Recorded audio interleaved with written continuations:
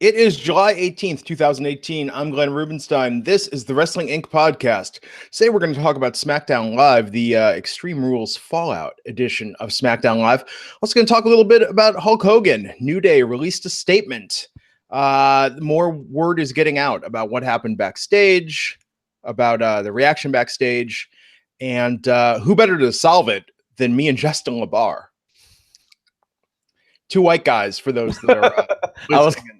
Not watching video. I think, welcome to Wrestling with Privilege, where we as white men discuss our insights on situations that we will never directly experience or possibly have no idea of what the parties involved are going through. With that in mind, Justin, what can Hulk Hogan do to heal his wounds with the African-American community? Well, like you said, I mean, we can't say that we are personally offended or that we understand what those who are offended are going through. We can think that it makes sense, but we can't put ourselves in place. Look, I think probably everything he is doing is look, you can't take back what was leaked, what came out. That you can't erase it from people's memory. All you can try to do is just have him do enough positive actions to make people at the very least just be able to tolerate him at the very least. So doing the the Boys and Girls Club stuff he's doing, and just all the PR.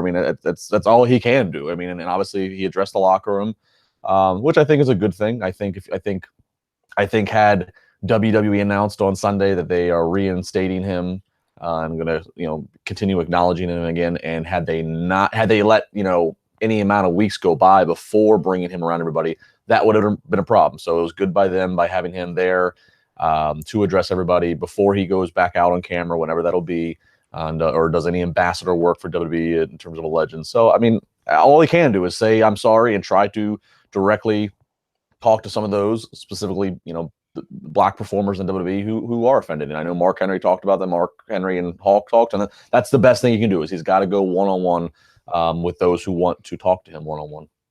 Yeah, everyone has a different standard. I've been very vocal about what I think, he hasn't done. But we're hearing specifically about these anecdotal reactions. And when I say that, we're hearing the stories of each individual performer, including the African-American performers on the roster. So the New Day released a statement because they're being asked about it so much. And they said that they feel indifferent, not happy, sad, angry, or resentful. Who the WWE puts in the Hall of Fame is totally and completely up to the company from a career standpoint, but there's no argument that Hogan should be there. But they feel that he needs to take some action. Do something that they think is they say the exact words, genuine effort to change, then perhaps their opinion will change. And so the word was that I heard, and again, a lot of this is secondhand. There's no way to verify it aside from New Day. No one's really released a statement about it. But, there was talk like Titus O'Neil stormed out of there when they saw he was back. Mark Henry. Has Mark talked to anyone on the record yet about this? Yeah, Mark talked about it on, I think, Busted Open, because he's a regular now on that. Gotcha. And what was his viewpoint? Do you recall? To paraphrase, basically he feels that Hulk still has more work to be done. He's happy with the work that he started to do, but there's still more to be done. He did talk to Hulk, and Hulk said, Mark, I don't like getting the looks that I'm getting. I don't like people thinking that that's what's in my heart, is that kind of hatred or prejudice. So Mark seemed to believe him, but Mark acknowledged that it's going to take time and work to be done. But Mark was very open to it. He did not he didn't dismiss it, saying this is a mistake. What I don't understand is why Hogan. So his statement backstage was recorded potentially for an upcoming WWE 24 documentary. What I don't understand is why he keeps leaning on, I didn't know I was being recorded, and you have to watch what you're saying because everyone has a camera. Like, why is he leaning on that? The words that I'm not hearing, again, this is all report, right? Because we haven't seen the speech. But what I'm not hearing out of this is Hulk saying emphatically, firmly, racism is wrong. Hatred, bigotry, intolerance is wrong. What I said at the time was wrong. And I want a chance to prove that I am not the man I was. I just don't understand why he's not owning the moment that was what was in his mind and in his heart at that moment. Well, I get what you're saying, but at the same time, we really haven't had, ever since this happened, it's not like Hulk's had a press conference. It's not like he's had a big, I'm sure it's because it's been several years as it's been going on. I'm sure TMZ's chased him down and but it's not whatever. First off, whatever we see, if they show it, the speech that he makes to the roster, and then whatever he says if they decide to have him make a public address whenever the first time he's back in the ring for a promo, that really will be, that I can recall, and maybe somebody can correct me, that's really would be like the first true long format him truly saying. I don't know. I know he said other things and we've gotten clips, but so who knows what he said to the roster in terms of word for word. Maybe we'll find out. I have not asked anybody in WWE about it. I know Titus, but I did not want to reach out to him because I kind of that thing of like, I don't want to be what's the text? So Titus, right? I mean, Hogan question mark emoji shrug, right? It's not like I'm a black guy reaching out to Titus, saying, hey, let's talk about this issue that we can both comprehend in the same way. So I don't know what was said. I don't know, but I get what you're saying. But perhaps now he will own it to that degree that you're talking about. Well, and he's given interviews, and this first one that he gave is like, oh, I was really depressed at the time. And it was like, well, shit, I know when I get depressed and feel down. Yeah. Racist tirade. I mean, come on, it's kind of the crutch that got me through most of my teen years. No, I mean, it's so weird to me. And as people are pointing out to the isolated incident argument, there was the jail tape, the call with his son, where he'd also used the N-word. I don't know. I mean, my disappointment with it is just that it seemed like, hey, enough time has passed. Now it's cool. We can kind of ease him back in there. But if you're going to tell the locker room anything rather than, hey, you never know when somebody's going to be recording you, why not, say something along the lines of, as WWE superstars, we carry a responsibility. Like, our fans look up to us and they're just as diverse as the world we live in.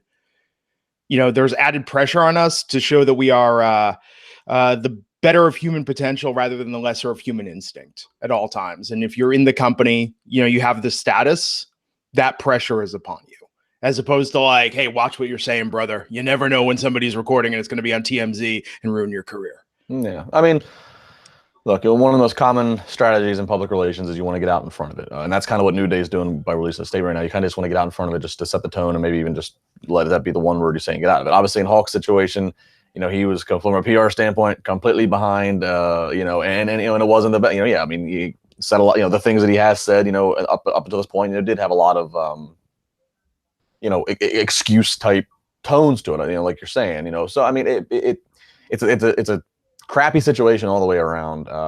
This is the first time that he's going to get to speak about it while being back officially with the company since they since they excommunicated him once all this stuff came out. So this is his one. It's kind of like the one first impression he gets. He gets one first impression back. So hopefully that speech was good and came off authentic and was authentic. And then whatever, if he does address the WWE universe, if Vince decides that he thinks that that's necessary, hopefully his words are chosen carefully and again are authentic.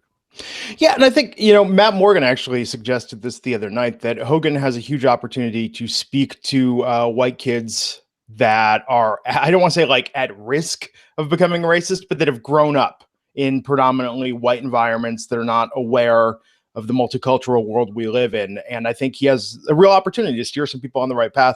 My thing with all of this is that, the apologists for the past couple of years of like, oh, it was one thing, and like, you've never said anything behind closed doors. It's the people that have this tolerant idea, like, well, a little racism, right? That's cool. I think it's the idea that Hogan has a chance to set them straight. I'm like, hey, it's 2018. This is the world we're living in, and there's just no time for these, severely outdated attitudes. Yeah, I mean, and I forget the year it was that he actually made the comments. Not that it makes it right when he made the comments, but yeah, I mean, the point is now it is 2018. He just, he's got this one chance to make this new first impression. But to what you just referenced that Matt was saying, yeah, I mean, right now, I mean, in the world, there, in the U.S. specifically, there's been a lot of, it's all over the news right now, different things that are being racially charged, whether it's it's like a renaissance of racism going on, right? So and issues, between different cultures. So yeah, I mean, this is a chance for Hulk Hogan, who obviously he's not the pop culture icon and role model that he was in 1987, but this is a chance for him. He's still very well known, and he's going to have several million people watching him on the WWE Network and or Raw or SmackDown. So this is a chance for him to potentially make a difference. That concludes Wrestling with Privilege, the segment of the Wrestling Inc. podcast. Next week, Mexicools. What was up with that? Anyhow, SmackDown Live last night, man, better than Raw this week, which I didn't watch. I just saw online. People seem to like this better than Raw. So weird to take a week off watching Raw. Did I miss anything on Raw this week? Did you miss anything on Raw? Well, we're gonna have Bobby Lashley versus Roman Reigns to decide who fights Brock. Paul Heyman showed up, so it's always good when you hear a Paul Heyman promo. Raw was okay. SmackDown definitely better. SmackDown was a very good, tight, fun show. A lot of things worth noting, and that are now, and they set a lot of things up. And mentioned SummerSlam several times. So yeah, good show. Yeah. So last night, man, I thought there was a lot to like last night. We got opened with setting up Shinsuke and Jeff Hardy, their rematch for later in the night. And the first match we saw was AJ Styles versus Andrade Cien Almas. So, man, talk about graduating from Sin Cara. I mean, Andrade did lose this match, but at least I think it elevated the conversation to where he's, being spoken about. What did you think of the match itself? I thought it was a great match, and I thought, and I have seen this, is why I'm addressing it. If you're somebody who's hung up on the fact that Almas lost, you're missing. It was a great match, and who cares who wins or loses? It wasn't for the title. It was a great showing. It was competitive. It was a competitive match. You had a few moments because non-title, you're almost like, man, you could almost make a case. You thought Almas was going to get it there. Great showing for him. Yeah, true graduation from Sin Cara. Don't know what Almas is going to have up in the immediate future. Don't know what he's going to have at SummerSlam. But if they, hopefully they continue to use him on a regular basis on SmackDown, or at least have a promo or something. It was a great match, and there's so many spots. I without going through play-by-play of the entire match, just a really well done match. It was fun to watch these two. Yeah, I think Andrade, showed that he's at a much higher level than people might suspect based on how he's been booked. And of course, Styles won with the calf crusher. I thought the whole thing was good. Great segment to kick off the show. And did we talk about this before? I think you and I talked about this, about, what's the formula of what makes a good episode of TV that SmackDown does so well. And part of that's unpredictability, matches we haven't seen. This was exactly that. It was better, quality of match than a lot of the repeats, the guys that we see working with each other week in and week out in these repetitive feuds. Give us more like this, and SmackDown will keep being an enjoyable show. Yeah, fresh matchups, and also I always say, if every segment can further a story or can further characters, and while there's no backstory to these two, it kind of set the tone. Okay, AJ Styles is still a fighting champion again, even though it wasn't a title match, but he's a fighting champion. This is why the guy is the champion. But he's got a competitive roster that he's got chasing him, and here's a new competitor that's not in the mix, but a new competitor that's on the roster, and Almas. So absolutely, great match, great segment. So what'd you think of Aiden apologizing to Lana and Rusev based on the performance of Extreme Rules? I thought it was, I was at Extreme Rules, so I thought it was worth. I'm glad they acknowledged it. I'll be interested to see, the whole. I think they haven't scratched the surface really. We've seen a few segments of Lana, English, and Rusev together, but and obviously we've seen English manage Lana a time or two. I think that they really have a lot more potential what they could do with this trio. So I hope that they are not setting up for dismantling them. Yeah, it's I think a storyline that they can always go back to when Rusev doesn't have a great feud or they're not giving Lana something to do. So what do you think they should do with Rusev from here? Good question. Bottom line, keep him in something meaningful. Let's not. That's why I don't want him to fight English, because I think that there's so much potential of the trio. So, I wouldn't be opposed if they want to try to find another tag team that can also have a female with them and try to, maybe work towards a 3-on-3 for SummerSlam that's a mixed 3-on-3. Anything that's going to get all three members, Lana, English, and Rusev, all three members of Rusev Day, on the card, on the featured card, I'm all for. So I don't know what that is. We got to wait and kind of see who maps out and goes with who over the next week or two. I just hope that they don't, I hope they don't break them up. I think Usos and Naomi would be great against Rusev Day with Lana at this point. And Naomi and Lana have history, so yeah, absolutely. Yeah, absolutely, man. So Becky Lynch last night versus Mandy Rose. The match itself, fine and good. Of course, Becky won with the disarm her, but that promo and where Becky is at now. Becky challenging Carmella for the SmackDown Women's Championship, setting up a match for next week. Based on the outcome of the match, will determine whether Becky and Carmella go at SummerSlam. So, Justin, what are your thoughts on that match with Mandy last night? And then where do you think Becky's at right now? Are they going to pull the trigger on that real push we've all been waiting for?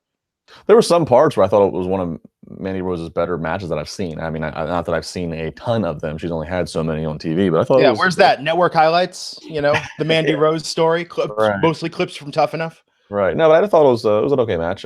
Becky Lynch wins again, submission, makes a challenge. So I think, she's definitely gonna have a match at SummerSlam for the title. Now, whether it is just a straight one-on-one or, a lot of people were wondering, okay, what about, does Asuka still somehow get in there? Where's Charlotte? I thought she was supposed to be back. Another one, well, I think she has the ESPYs that's right. week. So, but no, I mean, I thought the promo by Becky was, Becky, if you watch the crowd, the crowd reacts to Becky Lynch. They get behind her. She's got a great look. She's a good performer. I think there's, again, more untapped potential here of what they could do now that she's on her own with a push going. She has no WWE movie to film. I think this could be a real, go back and watch the promo. Not only was the promo good, but just she burned a hole in that camera. She was burning a hole in that hard camera. She was on. She was in it. I'm excited to see. I don't know if she wins it at SummerSlam, but I think she's got it in her future at some point. Maybe they timed that with the Marine 6 coming out direct to digital. Direct to digital. Well, because are DVDs still a thing? I don't know. I think Best Buy is like stopping. Or no, they stopped CDs. But DVDs are probably going away too. Hoodwinked. Remember we bought all the DVDs, people. Now they're just sitting there like, I don't even have a thing that can play this anymore. What was it in the first Men in Black? Tommy Lee Jones said this thing's going to, it was like a little mini, like a little tiny CD is going to replace CDs. Yeah. Oh, man. I thought Becky's speech was fantastic last night. I think, man, she has held it down. And in fact, this is the problem, right? This idea that Charlotte has been gone. She was dealing with, I believe, a ruptured implant, taking a little time off to deal with that, do some ambassador work for the WWE. And this idea like, they're going to lean on Becky, but I'm seeing what Becky's doing in these promos and I'm bringing it in the crowd reaction. And I think Becky is connecting in a way Charlotte still hasn't after all these years.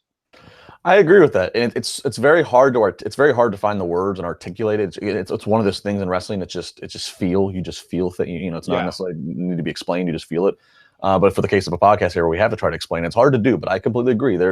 Charlotte has all the things. She has all the physical tools, and again, the name, and she's athletic, and she's performed really great matches. And she's been a part of so many of the firsts in the women's revolution. But yeah, there's something with Becky that's just a little bit different that feels more natural.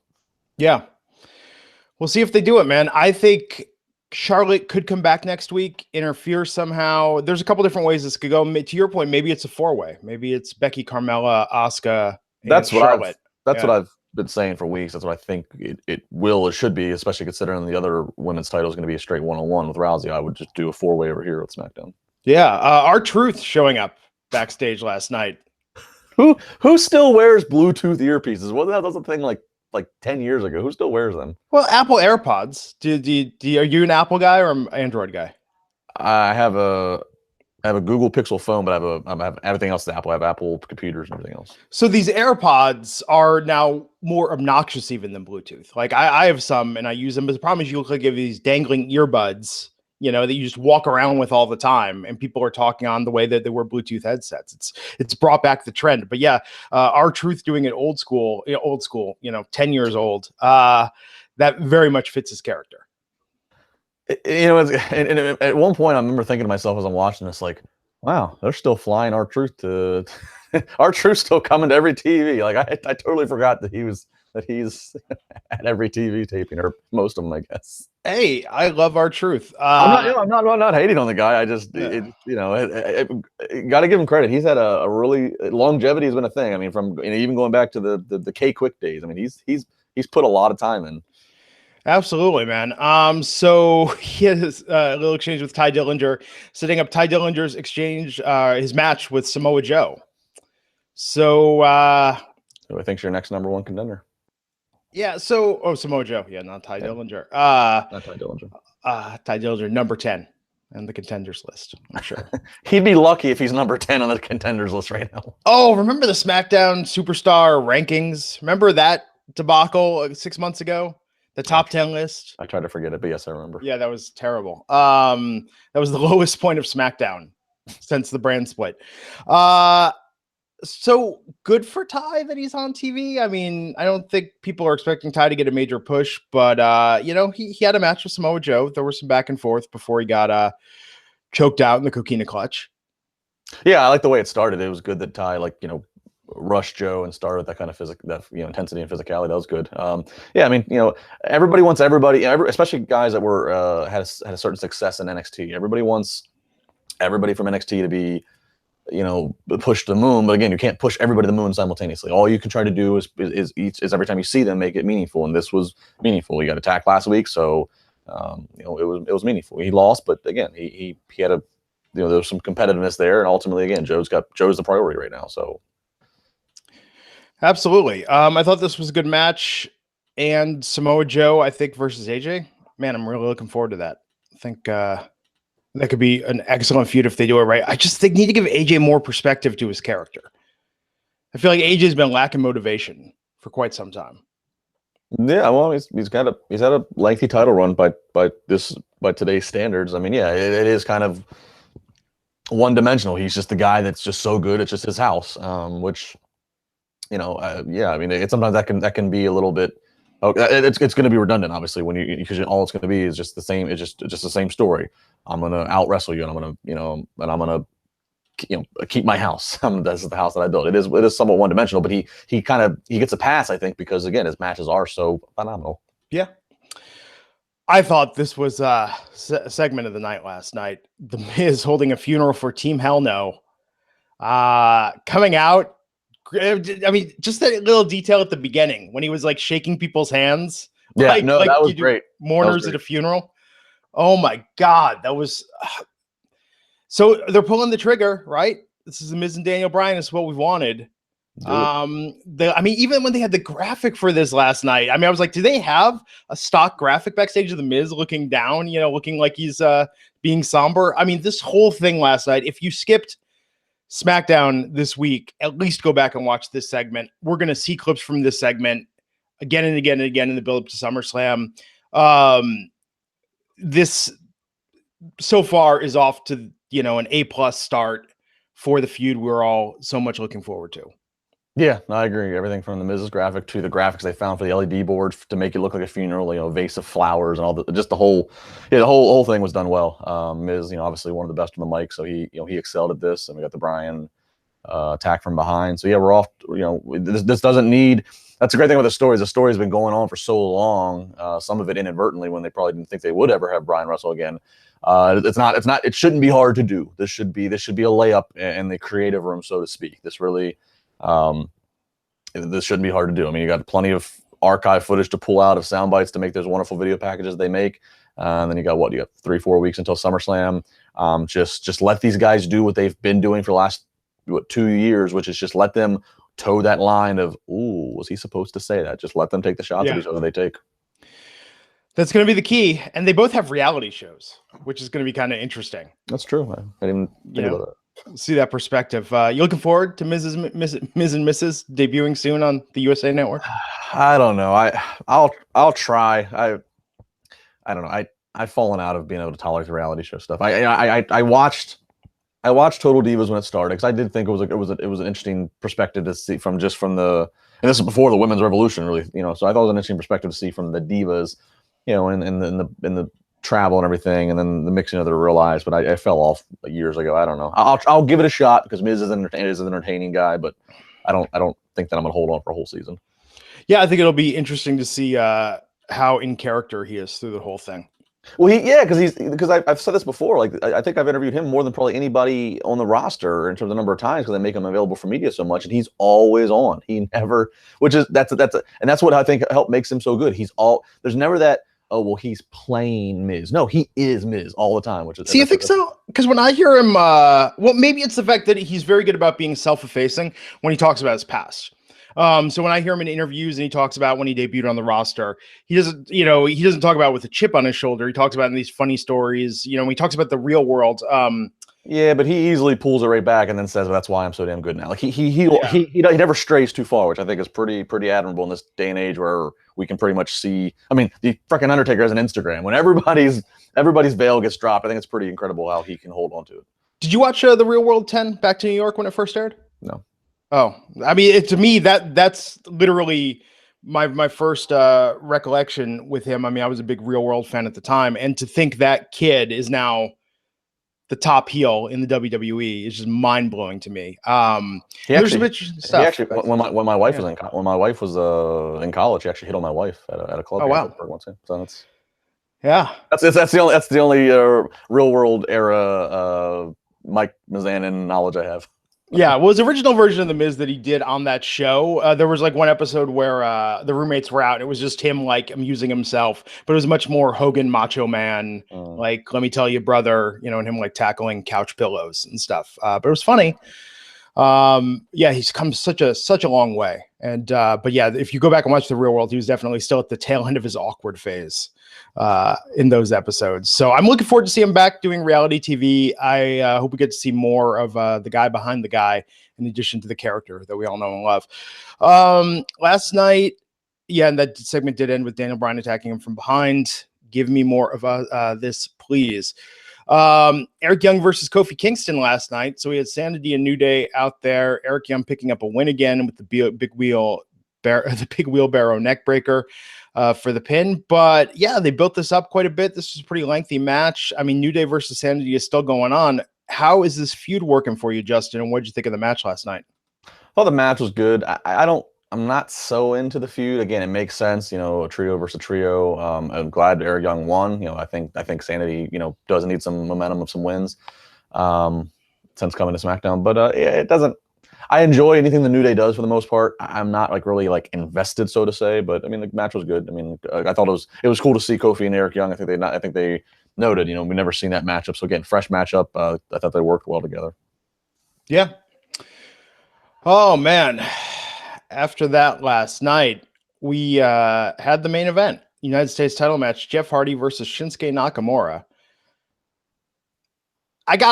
Just before I forget, Randy Orton interfered in this match. This was a barn burner match, went beyond 1 or 2 commercial breaks. Mm-hmm. A lot of good back and forth. Randy Orton shows up out of nowhere, just goes at Hardy and was pulling on the earlobe with the piercing and the stretched ear. Like at home, my wife and I both turning away, you know, watching it through fingers. I don't know if you saw in the audience, people with piercings like covering their ears. Yeah, you know, there's only one Randy Orton. That's a heel Randy Orton. There should be no option for anything else. You know, his intensities, just he's got that vibe about him. I found it comical. You know, well, not comical, but him screaming, you know, you want to know why I did this? You're gonna have to wait. You know, it better be a damn good reason. You know, he's pulling the guy's earlobe. I have a feeling though, considering that the two like have history that goes back. You know, I mean, they obviously were. Randy's been in the company forever, and you know, then Jeff obviously had his long run before leaving. I have a feeling it's going to be something of a throwback of like, you know, you left and you screwed up, and now you're back, and I don't know. I feel like it's going to be something like that, and it'll all be a matter of how he delivers and executes it. I'm very interested though in what the reason is after he kept saying we have to wait, as he's pulling the guy's ear. Oh, I wonder if they're going to go reality era and just be like, you know, I drive on those roads. Well, I mean, no, but I could see something of like, I don't know. See, then again, I don't know. But I wouldn't put it past him to do something, you know, like a little bit of reality in terms of like, you know, Jeff, you left and you had your problems, and now we're doing the Hardy specials of how woken you guys all are, and I've been here, I've made the sacrifices, I'm away from my kid. I don't know. I could see something. I mean, what other reason really is there? There's no like. There's no other like. They're not fighting over a title. One didn't like turn on the other one. Like it's going to have to be something, some kind of like perspective from Randy Orton's career that he's going to have to give of why he's so angry at Jeff Hardy. Yeah, we shall see. What'd you think of Hardy versus Nakamura last night? Our U.S. champ, Nakamura. Yeah, again, another good match. I mean, I think SmackDown didn't really have a bad match. I like the fact that the U.S. title was the priority. I like the fact that that was the one. The U.S. title story was the recap they showed at the top of the show before Yeah. Going live into the arena. You know, I mean, you got AJ, but it wasn't for a title match. It was just kind of just having AJ on the show. I like the fact they built to, you know, it makes just the same as the IC title being the main event on Sunday.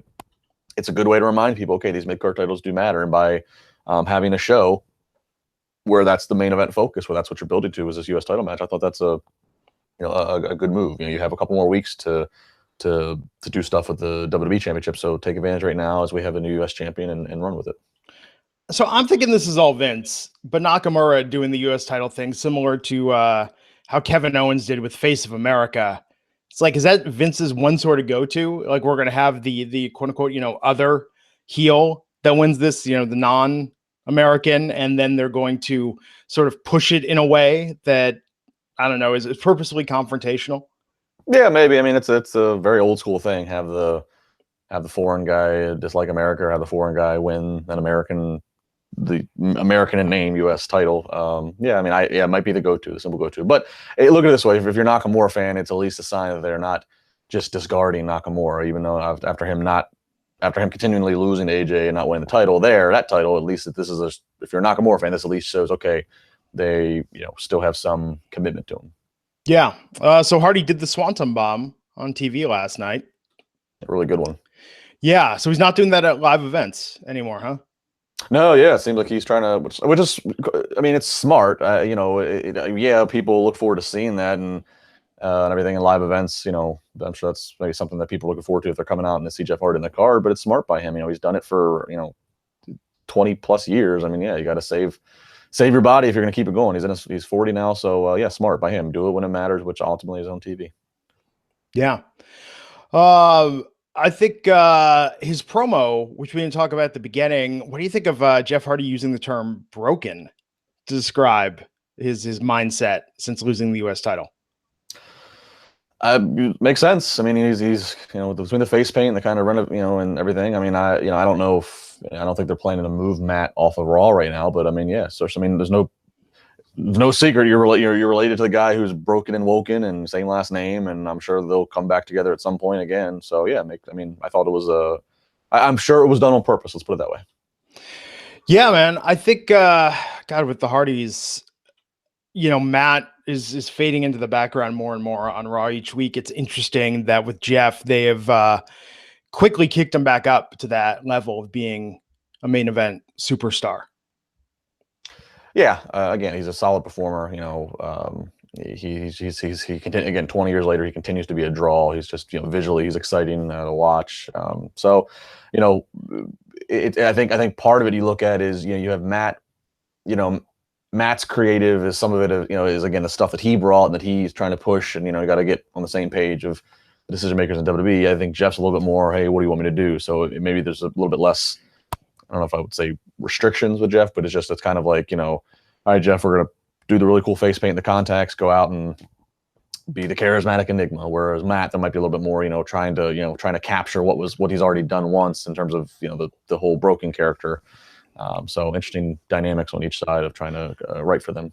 So we talked before about how Finn Balor is not getting the demon, not getting the makeup. Jeff Hardy is getting the makeup now as his front and center persona. I mean, every week there's something new. Do you think they're burning that out with Jeff by having him rely even on doing like the eyes closed with the painted on eyes over his eyelids trick every week? Do you think they're going to run this into the ground or a danger of doing so? I mean, I don't really know how you run it in the ground. I mean, the look is the look. I mean, he's got some different ones. Yeah, I mean, it's not really running in the ground. I mean, it's it's a process he has to put it on now for pictures and for promos or whatever. The thing about with Finn is that Jeff's not, he's not calling himself Brother Nero. Jeff's just being Jeff Hardy, and he's always been eccentric and different.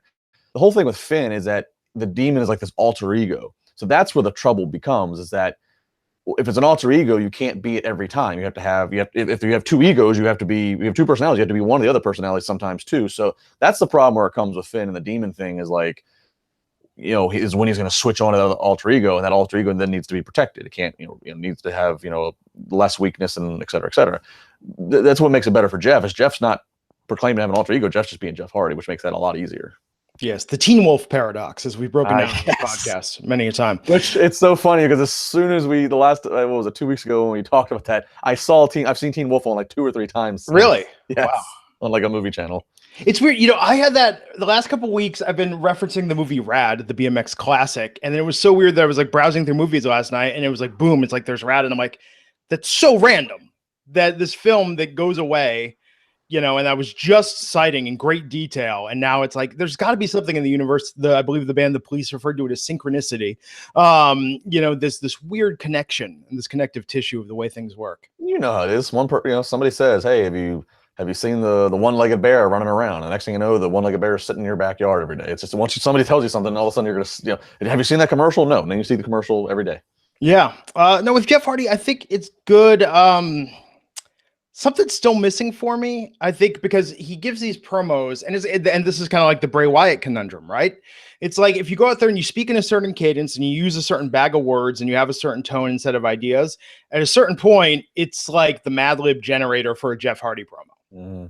Yeah, like what's it all mean? What's the purpose? Yeah, he's really not saying anything. Right. What's it all mean? And I think maybe the vagueness is part of the charm, dare I say. I don't know. It depends on how people react to it. I mean, people. Oh yeah, the reaction from the crowd last night was fantastic when he. Yeah, I mean, I think there's been frustration with Bray over the year. There's been frustration with Bray because Bray rarely seems like it's followed through with. There's all this talk and I'm coming to get you and you're going to have this, catastrophic event happen to you. And it always kind of feels like, not quite. But if, with Jeff, I mean, he talks big and he goes out and he does the big moves you want to see. And he's won, some titles. And so, I think that the vagueness can be a charm if the actions seem legit. Yeah. And I think for Randy, what a good chance for Randy Orton to be interesting and relevant in the year 2018 if they play this right. Absolutely. Randy Orton, I had a heads up, Randy Orton, the amazing thing with Randy Orton is that I think there was a stretch of period where it was kind of like a lull with Randy. And I think the problem's always been is that Randy accomplished so much, so quickly, so young. I mean, I can't pinpoint the exact age, but I mean, easily by his mid to late 20s, he had accomplished everything there was to accomplish from winning titles to being in certain matches to working with the legends, to working with The Undertaker. I mean, like, there was nothing that he hadn't done. And that can sometimes be, again, that could backfire on you because it's like, he just got so much. So he's like the Adele of professional wrestling. Yeah, we can go that way. I think when we can, in 2018, when we can find ways for him to be relevant, thumbs up. Absolutely. Yeah, and that's the thing. You do that. It's like, how do you follow it? And it is very much like a music act because people just want the RKO. They're yelling for it, like saying, play Skinnerd. Yeah, Sweet Home Alabama. Freebird. I was about to say Freebird's what everybody yells for, right? Yeah. Yeah. Well, no, but that's what I'm saying. It's like that's his hit. The RKO is his Freebird. Well, it doesn't take 12 minutes to do though. And the weird thing, I haven't said this in a while. People yell for it when they see Randy Orton. He's gonna do it, people. Like it's never out of nowhere. We always know it's coming. I have a real issue with that because the announcers act so surprised. Oh my God, the RKO out of nowhere. Who would have thought Randy Orton? Well, it's not that the RKO is not on his mind. It's surprising that he pulled it out. It's that how can he execute the move without the opponent knowing it's coming? Yes. His initials are literally RKO. What's his middle name? Keith? Kenneth? I think it's Keith. Yeah. That's branding. Your move, your initials, same thing. He's like, try and copyright that, Vince McMahon. What would yours be? What's your middle name? David. GDR. GDR's pretty good. It's pretty solid. It's like kind of GTR, Sounds like a degree dumb people. Sounds like a degree that the dumb people get. Yes, the GDR. Yeah. I just got my GDR. The GDR is the dumb person explaining what they think is the GED. Yeah. I got my good diploma regulation. I don't know. I took a test. Your first name sounds intelligent. Your full initials sounds like it's a second-rate degree, and your last name sounds like a very good sandwich. Yeah. Hey, I'll take it, man. So Justin, I think, man, we talked about everything that needed to be discussed and then some. Where can people find you on the internet? At Justin LaBar, it's got my on my Twitter. It's got everything from my Wrestling Rally podcast, the Chair Shot Rally, that's here on the Wrestling Inc. YouTube. It's also got fun pictures and tweets. We had a big week this past weekend here in Pittsburgh, not only with Extreme Rules here, but I hosted the Bruce Pritchard Something to Wrestle With show, so some good pictures there. We had our special guest of the podcast. I met Jerry McDivitt, the longtime lawyer of Vince McMahon. That was fun. How did that go? Great. He walked in. I had never met him, and he walked in. He goes, "Hey," he's like, "You're the guy that writes WWE." And I've thought about suing you many a time. No, he was tremendous, and he did the live podcast. It was not recorded, but he did a live podcast. He told some stories about Vince and the history. Wow. And what I'll say this about Jerry McDivitt. What amazed me is, again, knowing nothing about. I knew he was based in Pittsburgh, but not knowing anything about him. You figure, okay, lawyer for WWE. Obviously he's knows better than anybody all the legal stuff. I was amazed how well he remembers talent names. Like he could, without hesitation, he could say Jimmy Emma Neidhart, Ricky the Dragon Steamboat, Nails. He could recall talents, because you think, okay, lawyer, you're dealing with real names, and is he a wrestling fan, or is it just business to him? But I was really amazed how well he knew the product. Again, going back 30 years, I thought that was pretty cool. He was sharp as a tack. That's awesome, man. I'm Glenn Rubenstein. You can find me on Twitter at Glenn Rubenstein. Please give me a follow on there. I tweet along with much of live WWE programming each week. And I'm out next week, man. I'm going to Philadelphia for our podcaster conference. Yeah, maybe I'll run into some wrestlers with podcasts there. We'll see how that goes. So what am I going to do? Raj, I think, probably next Wednesday. I'll believe it when I see it.